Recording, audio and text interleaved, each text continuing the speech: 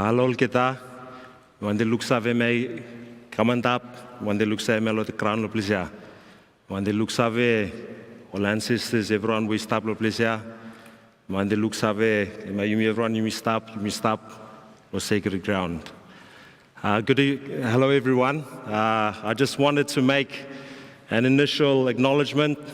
It's such a huge honor to be part of this event, YMCA175. My name is MOLISA. I'm from the Pacific Island nation of Vanuatu. It used to be called the Old New Hebrides back in the day, when it was a colony under British and the French condominium. So there are some very deep relationships between Vanuatu and England. There's also some very deep relationships between the church bringing the book to Vanuatu and also bringing those prophetic traditions of social justice, of ecological sensibility, and of solidarity with the oppressed. All that also came along with that colonial history. So just making that initial acknowledgement, I wanted to recognize those histories of liberation struggle, and that's also the ethos that YMCA, George Williams, his vision was founded on from the start. So again, thank you very much. It's a huge honor to be here, and look forward to the Q&A with Ash and Mike.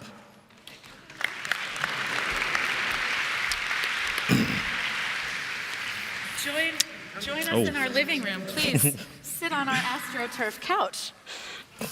Tell me about what you've got here. Oh, this is, I come from two major regions in Vanuatu. This is my mother's, you know, in any of our indigenous traditions, there's different artistic practices that capture the wisdom traditions and the ancient mysteries of our people. And this is specifically a women's sacred practice, mat weaving. And the patterns, they're all passed down through the generations. And this particular one comes from my grandmother, who was one of our master weavers. And the spiral pattern and the colors, I'm also a therapist, and when I work with people to deal with whatever issues they're working with in terms of chronic stress or physical, emotional illnesses, I call it the spiral path, because and it comes from the name itself comes from this particular pattern, and I call it the spiral path because as I've also done environmental work, I've come to realize that if you really look deeply at all our different forms of major global ecological crisis, it really stems from disconnection from our heart. All our social systems, the ones that are producing all these different forms of ecological destruction because of the relentless growth, for instance, that comes out of capitalism, it's actually disconnection. We can't fit the social systems put barriers in place for us to actually feel the impact that we have on the earth. And one of the ways that a lot of our people learn to live in balance with the natural world is by developing all these practices where our feelings to the natural world, to the oceans, to the rivers, and also to each other, we stay connected by always tapping into this. Hence, I kind of take this around with me. It's also a way of acknowledging that most of our innovative ideas, they've got ancient roots. Yeah. And that's why I really love how our opening ceremony also honored the history of YMCA going back to Sir George and all the others who've founded these organizations that are now global. It's again reconnecting back to our past, Yeah. not to stay stuck in it, but to take those perennial principles those essential principles, those timeless principles, and to adapt them for the modern world so we can face our own current challenges. So I wonder, I think this is beautiful, and I think probably most of our cultures have some equivalent of this. So I am from the southeastern United States, and back, during the time of slavery, women in the southeastern United States would quilt, and they would communicate. Their quilting patterns would communicate their feelings about the natural world, and then also communicate with other, because there wasn't literacy for reading and writing, but so they built these structures as ways of communicating with each other and about the world. And what I'm curious about, because you have this very fascinating background that connects both academia and these heart-centered practices, I'm curious to know, or for you to share with our audience, about what took you from academic practice to the work that you now do in therapy.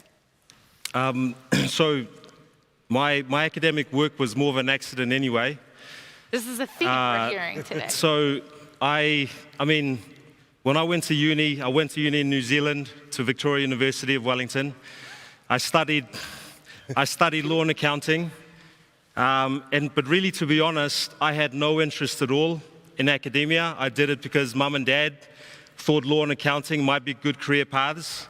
I just wanted to be a professional basketball player, and I was more interested in sports. Can say hi to the NBA later? Oh, yeah. We'll touch base. There's still time. But no, mine was really accidental. My mother passed away in 2002. I was halfway through my undergraduate studies. And really, to honor her legacy, that's the only reason why I decided to do further postgraduate study. Both mum and dad were part of the independence movement back home that took Vanuatu to independence from Britain and France. And she was one of the few outspoken feminist voices in the movement. And when she passed away, it kind of woke me up to the fact that a lot of those ideas, those really precious ideas around social justice and looking specifically at power structures like male supremacy, in the climate of the time, they were largely being marginalized and not becoming mainstream anymore. So as a way of honoring her life, that's the only reason why I got into doing the PhD. And then I decided to resign last year after about 15 years of teaching, also because I realized education is such an important aspect of addressing ecological crisis, but there are really fundamental problems with the way a lot of our institutions are currently structured. Yeah. It's the compartmentalization of disciplines, and also when you learn a discipline, you as an individual, you're not primary. It's you don't learn how to be a human. That's what we right. were talking about backstage, right? Yeah. So to really deep dive into a discipline, you have to deep dive into yourself first. That's really the primary principle of learning. You have to tap into your own feelings and passions to figure out what you really want to pursue. And then on that basis, then you can deep dive into these disciplines. So how do you stay tapped into that when doing climate justice work specifically? Because it is such a hugely systemic set of issues that we're dealing with. How do we stay connected to the version of us that we need to be to affect change? Well, I can only talk about my experience. We'll just copy yours, it's fine. Well, the thing that I learned, when I handed in my resignation notice February last year, I never saw it coming. I just helped organize this huge Pacific Climate Conference over the weekend, and then by the end of the weekend, when I was packing up all the boxes, I realized I was going to hand in my notice the next day. Wow, okay. And it freaked out my family, freaked out a lot of my friends. I was basically walking away from a pretty cushy academic career.